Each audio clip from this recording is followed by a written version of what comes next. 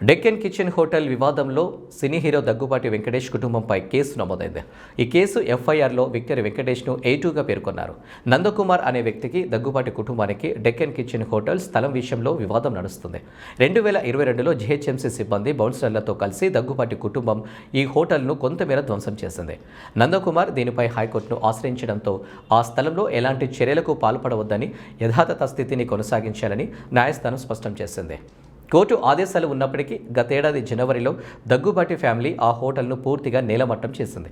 దాంతో నందకుమార్ నాంపల్లి కోర్టును ఆశ్రయించారు. నిన్న నందకుమార్ పిటిషన్ను విచారించిన కోర్టు దగ్గుబాటి కుటుంబంపై కేసు నమోదు చేసి పూర్తి స్థాయిలో విచారణ జరపాలని ఫిలింనగర్ పోలీసులను ఆదేశించింది. అంతేకాకుండా హైకోర్టు ఆదేశాల ఉల్లంఘనపైన చర్యలు తీసుకోవాలని పోలీసులకు స్పష్టం చేసింది. నాంపల్లి కోర్టు ఉత్తర్వుల నేపథ్యంలో ఫిలింనగర్ పోలీసులు దగ్గుబాటి ఫ్యామిలీపై 448, 452, 458, 120B సెక్షన్ల కింద కేసు నమోదు చేశారు. ఎఫ్ఐఆర్లో A1గా దగ్గుబాటి సురేష్, A2గా వెంకటేష్, A3గా దగ్గుబాటి రానా, A4గా దగ్గుబాటి అభిరామ్లను పేర్కొన్నారు.